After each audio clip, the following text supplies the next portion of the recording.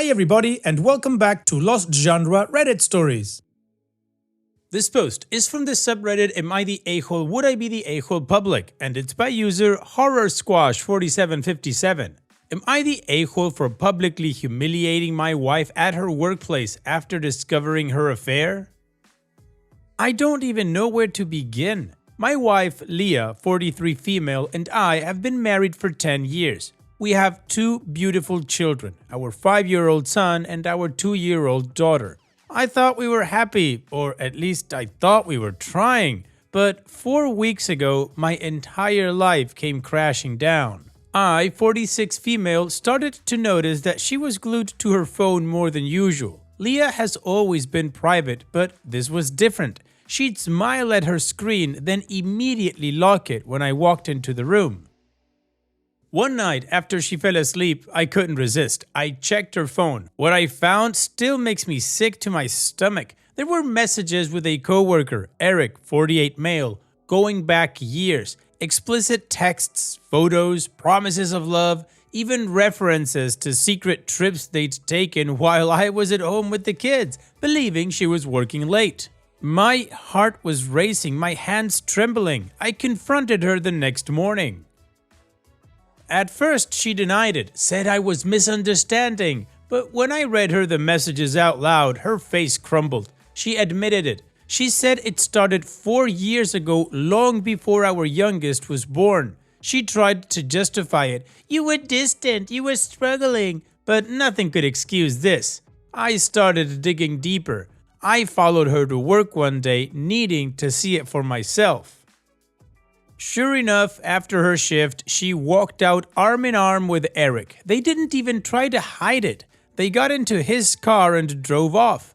I followed them to a restaurant where they sat like a happy couple, laughing, holding hands. It broke me. But what shattered me completely was when I learned they'd built their own life together. They'd been renting an apartment near work, a place where she'd go when she was working overtime. I saw them go inside, watching them from my car parked on the streets a few blocks away.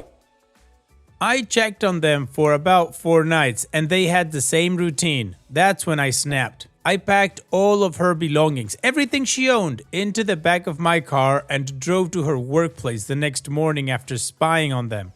I know I did wrong. When she walked out, I dumped everything right there on the sidewalk in front of her and her coworkers. Then I told her she wasn't coming home. Since then, I've filed for divorce and I'm fighting for the full custody of the kids. She's begging me to forgive her, saying she doesn't want to lose the family we built. But how can I? Friends and family keep asking me if I regret how I handled it, publicly humiliating her, kicking her out without notice. I do. She tore our family apart and the least she could do is face some accountability, but I can't help feel like the bad guy for how I acted. I had nights where I felt very lonely and I miss her. Of course, I am also attending to therapy sessions to be better for the kids and for myself. All I care about are them. They don't deserve this chaos. And as much as it hurts, I know they are better off with me than someone who could live a lie for so long. Am I the a-hole? Personally, OP, no, I don't think you're the a-hole. I despise cheaters, and the fact that you publicly exposed her, I think serves her right. And you shouldn't be ashamed for doing so. Also, OP, good for you on not playing the pick me game or trying to fix something that it's absolutely broken. She had a secret life, what the hell? And then crying about not wanting to lose the life you guys built? What is she on? So good for you for fighting for divorce and just following through with that and taking care of your kid. And what do you guys think? Let me know in the comment section, and now let's check out the community comments.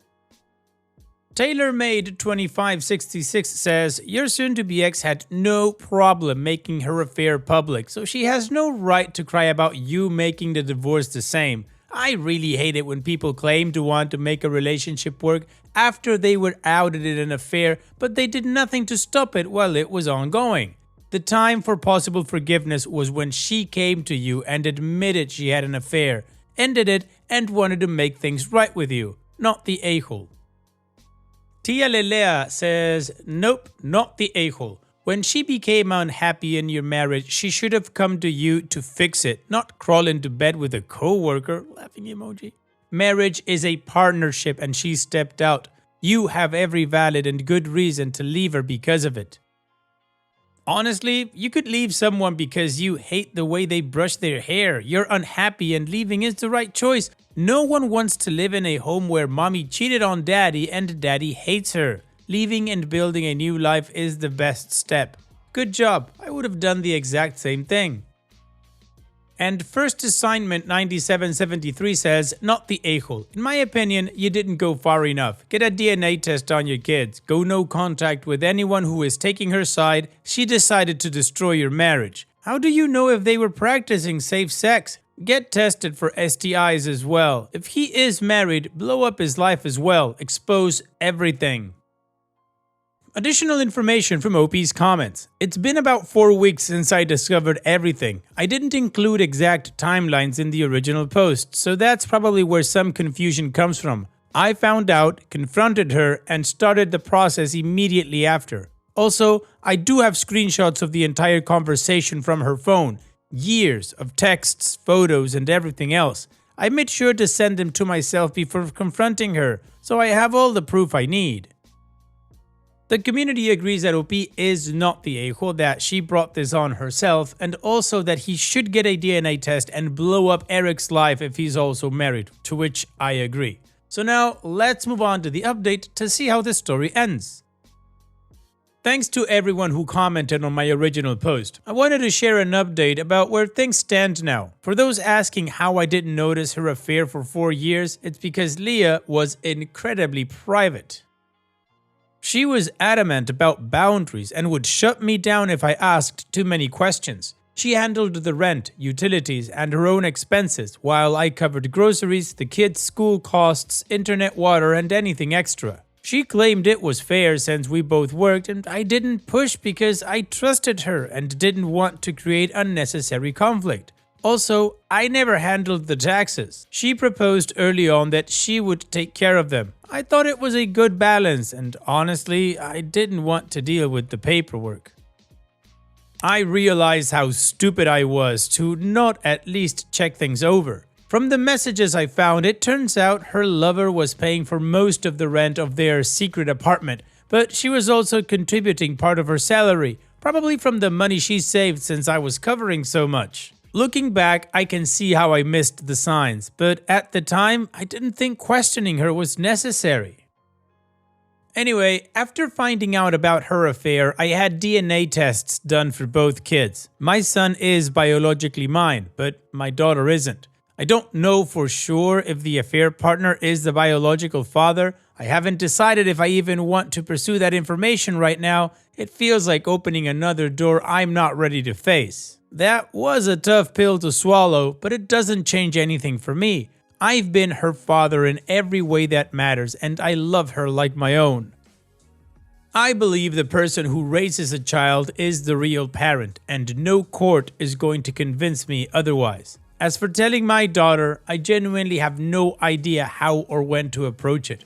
Right now, I'm leaning toward not saying anything for the time being and just continuing to be her dad like nothing has changed. I know I'll have to face that conversation eventually, but it's overwhelming to think about. I'm working through all of this with my therapist, and I'm hoping they can help me figure out how to handle these incredibly difficult conversations with both of my kids. I'm just trying to take it one step at a time and focus on giving them as much love and stability as I can. Right now, I'm in the middle of the legal process. The divorce itself hasn't been finalized yet, but I've made it clear that I'm fighting for full custody of both kids. I've explained to the court why I believe Leah isn't fit to have primary custody. Her betrayal wasn't just a personal one, it shows a complete disregard for the stability and well-being of our family.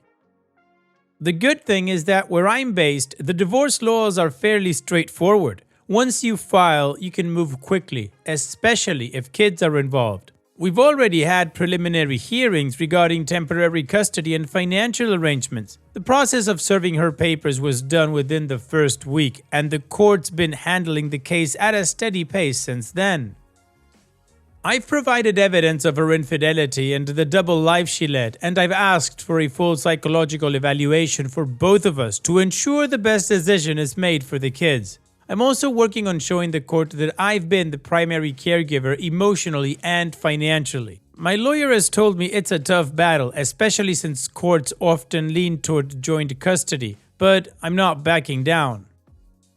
To those who said my story sounded fake, I get it. This is the kind of nightmare you think only happens in movies or to someone else. I wouldn't believe it either if I wasn't living it. All I can say is I hope you never go through something like this. It destroys everything you thought you knew about your life. For now, I'm staying focused on my kids and doing everything I can to give them a stable and loving home. They're the only good thing to come out of all of this, and I won't let them down. I'm just so drained. Between work, taking care of my kids, and trying to process everything, I barely have the energy to keep going some days, let alone drag my soon-to-be ex and her affair partner through the mud. I mean, even when I do feel angry enough to do it, there's a part of me that feels guilty. I don't know why. I mean, they're the ones who destroyed everything, but I guess it's because I don't want to stoop to their level. I'm taking things one step at a time and focusing on what's most important, my kids, and getting through this divorce. Maybe one day I'll feel differently, but for now, I just don't have it in me to make a spectacle out of their betrayal, even if they deserve it. I feel like I'm stupid for this mindset. Thank you for your support. It means more than you know. Well, OP, it seems to me that you're at least moving in the right direction. You're focused on what's most important to you, which are your children, and you're fighting for them. I do think you should still try to expose them, but if you don't have the energy to do it right now, it's absolutely understandable. So here's wishing you the best in the future, OP. Thanks for sharing and take care. And now let's move on to the next post that also has an update. This post is from the subreddit Am I the A-hole? Would I be the A-hole public? And it's by user OKBit1981. Would I be the a-hole for opening an ex-neighbor's package after almost a year of them not coming to retrieve it?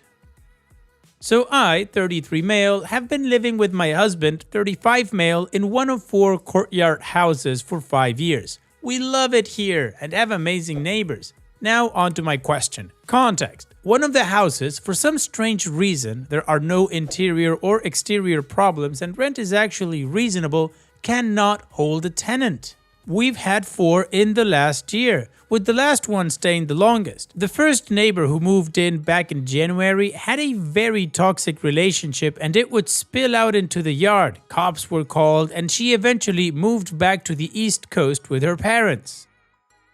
Lovely gal, and we tried to be supportive neighbors. We were so glad when she snapped out of it and ended the toxicity in her life. Well, a random Amazon package showed up on our doorstep addressed to her. This was normal as our addresses are hard to see. Property management has lagged for years to rectify the issue. We didn't quite know what to do, so first we contacted the property managers to see if they had contact with her. They called, but it was clear she had changed her number for good reason, and emails were returned to sender, mailer demon. My husband then says, let's contact Amazon. They were zero help, which was not their fault because she had deleted her account. And of course, her email and numbers were changed. We asked if we could drop it off at an Amazon return. It asked Kohl's or Whole Foods. They said that because we have no receipt or any of her information, there was no point. We were at a dead end. Cut to present day. The package is still sitting in the nook we left it, unopened. I haven't felt right opening it for some reason. I'm scared karma will get me. I know, irrational fear, but the way this country is going, anything can happen.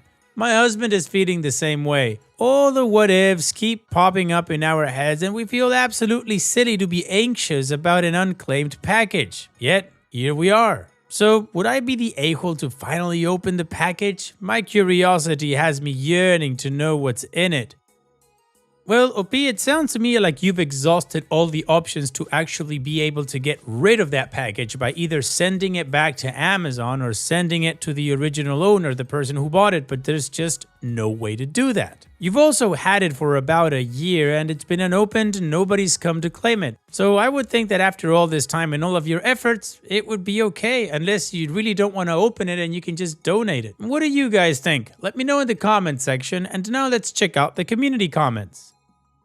Something Strange 999 says, open it so you know if to donate it or toss it, and recycling the box. That's what I would tell myself, but curiosity is the real reason for opening it. And OP responds, I jokingly told my husband, what if it's something we can re-gift to someone for Christmas? That ended in him being convinced we should open it. Honestly, I'm at the point where I might as well open it. It's the ethical thing to do, right? Oversmile 9733 says, I would have opened it a long time ago. You went over and above to try to get it to her. She probably got a chargeback and Amazon wrote it off. Will you be my neighbor? My neighbor steals my deliveries off of my porch. One time, I found one of them open in my garbage can a few days later, cause they had no use for a breast pump I bought for a baby shower. They actually put the box in the recycling can next to it and the pump in the garbage. Lol, shake my head. Terato Dentata says, it has been an entire year. Open the package. It's probably considered legally abandoned at this point. If she ever shows up to ask about it, which she won't, lie. And update me. I must know what's in the package. I hope it's not perishable, although that would be funny. And Kato314 says, the fact that you waited a year is a skill I will never know. Once Amazon said there was nothing to be done about it, it would have been opened immediately. If it got to you around when she left, I wonder if it had stuff for her move. How has this not driven you insane the last year? Alright, well, the community agrees that OP would not be the a-hole if they opened the package, and they're actually really advocating for OP to open the package. I guess curiosity hits everybody. So now let's move on to the update to see how this story ends. First, I want to thank everyone for their words of wisdom. Also, want to thank those who made their guess. You all were quite entertaining. Now on to the update. Hubby got home and I showed him the post and the subsequent comments. We had a good chuckle. He got changed and we tore right into the package. Note to add, we checked the Amazon policy. We were relieved to find a 90-day wait period before it becomes ours to do with it as we please. We are well past that, meow, lol. We made a bet on what was in the box and I'll be honest, we went pretty dark on our guesses. Both were completely wrong, which just showed we are heathens, lol. To our surprise, it was a ring bell with 2 additional minicams. Funny enough, we've been wanting to get one. Our house is off a busier street. We're near downtown, but not in it. We get people, both homeless and not, walking by, and we've had situations with invasive behavior. Hubby's YouTubing advice on the best angles while I read and reread the instructions, making sure I put it upright. Honestly, it's kind of ironic she purchased the contraption then left shortly after, but at least we got something out of it, right?